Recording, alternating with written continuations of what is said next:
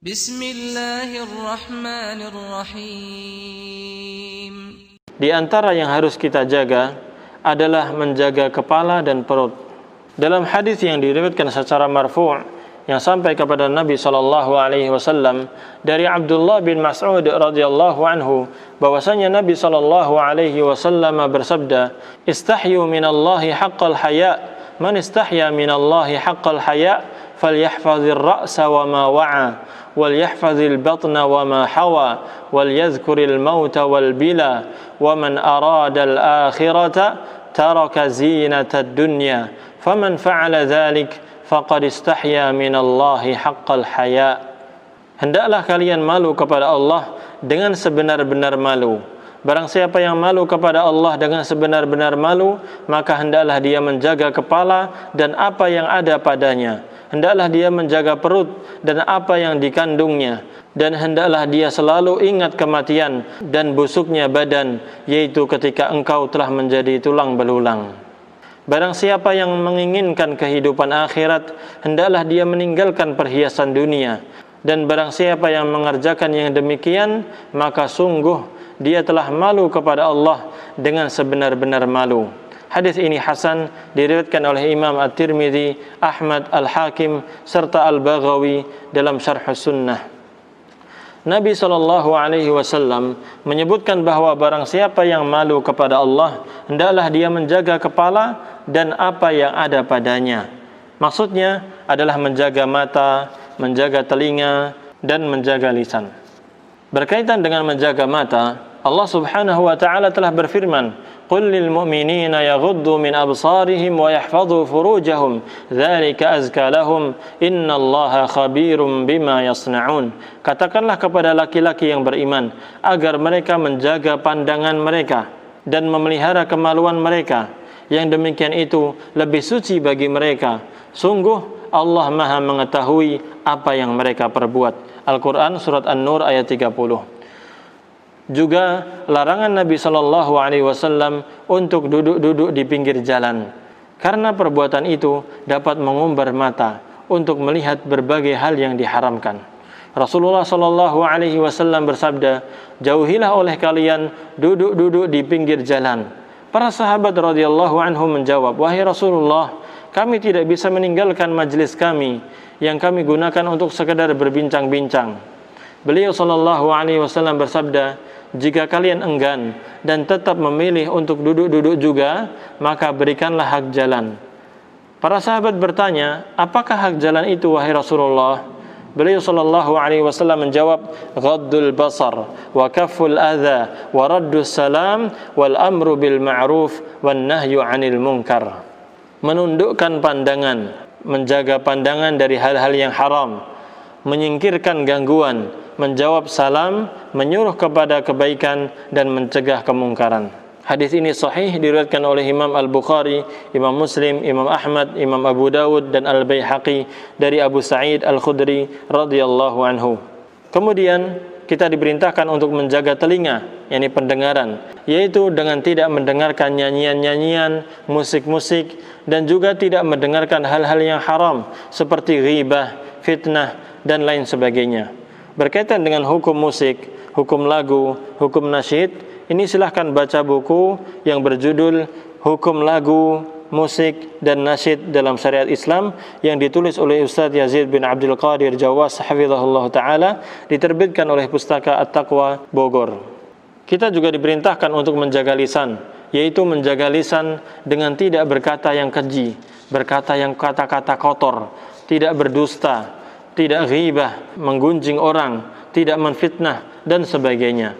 Bahkan Rasulullah SAW telah menjanjikan surga bagi orang-orang yang mau menjaga lisannya. Dari sahabat Abu Hurairah radhiyallahu anhu, Rasulullah SAW bersabda, "Man hafidha ma baina lihyaihi wa rijlaihi dakhala al-jannah."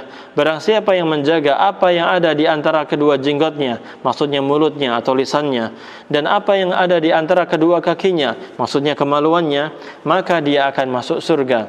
Hadis ini sahih, diriwayatkan oleh Imam At-Tirmidzi dan Al-Hakim.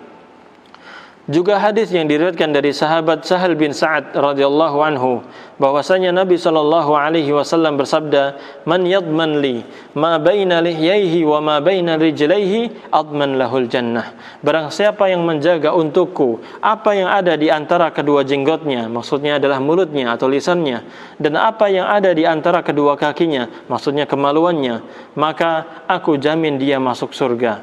Hadis ini sahih, diriwayatkan oleh Imam Al-Bukhari nomor 6474 atau nomor 6807. Kemudian kita juga diperintahkan untuk menjaga kemaluan sebagaimana dalam hadis tadi, menjaga mulut dan juga menjaga kemaluan, yakni menjaga kemaluan kita agar tidak mengikuti dan terjerumus ke dalam perbuatan-perbuatan yang diharamkan seperti zina, onani, masturbasi, homoseksual, lesbian, dan lain sebagainya. Sebagai wujud pelaksanaan firman Allah Ta'ala, wal hafizina furujahum wal hafizat, dan laki-laki dan perempuan yang memelihara kehormatannya, yakni menjaga kemaluannya. Al-Quran surat Al-Ahzab ayat 35. Juga firman Allah Subhanahu wa taala, walladzina hum li furujihim hafizun illa ala azwajihim aw ma malakat aymanuhum fa innahum ghairu malumin. Dan orang-orang yang memelihara kemaluannya kecuali terhadap istri-istri mereka atau hamba sahaya yang mereka miliki, maka sesungguhnya mereka tidak tercela. Ayat-ayat tersebut berkaitan dengan ciri-ciri penghuni surga. Maka kalau kita ingin masuk surga, di antara amalannya adalah kita menjaga kemaluan kita agar tidak melakukan hal-hal yang diharamkan.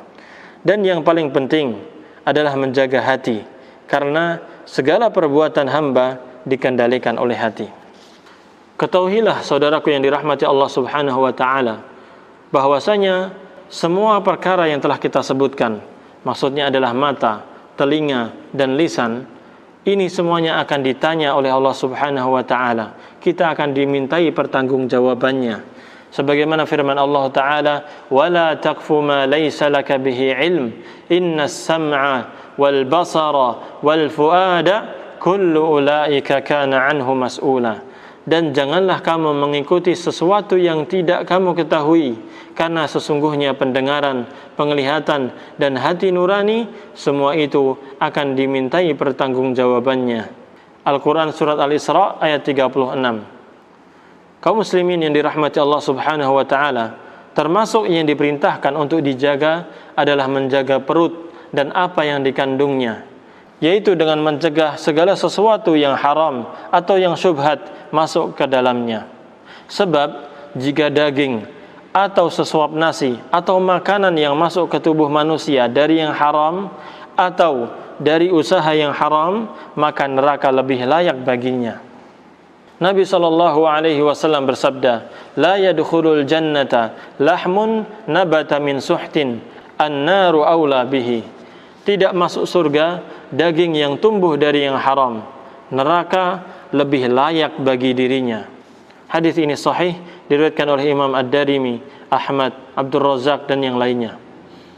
Dalam riwayat yang lain disebutkan, kullu jasadin nabata min suhtin fannaru aula bihi. Setiap badan yang dagingnya tumbuh dari yang haram, maka neraka lebih layak bagi dirinya. Hadis ini sahih, diriwayatkan oleh Imam Al-Baihaqi, Abu Nuaim, dan Abu Ya'la dalam musnadnya dari sahabat Abu Bakar As-Siddiq radhiyallahu anhu, disahihkan oleh Syekh Al-Albani dalam Sahih Al-Jami' As-Saghir. Pada hari kiamat, Allah Subhanahu wa taala akan menanyakan dua hal tentang harta kita. Yang pertama, dari mana? Min aina iktasabah? Dari mana diperoleh? Yang kedua, wa fima anfaqah? Kemana dihabiskan? Sebagaimana disebutkan dalam hadis yang diriwayatkan oleh Imam At-Tirmidzi nomor 2417. Saudara-saudaraku se-Islam, semoga Allah Subhanahu wa taala memuliakan kita semuanya.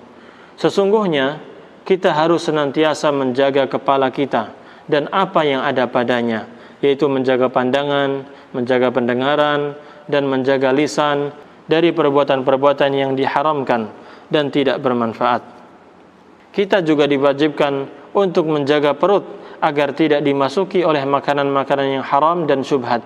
Dan juga kita diperintahkan untuk menjaga kemaluan kita. Semoga Allah Subhanahu wa taala memudahkan kita untuk mengamalkan itu semuanya.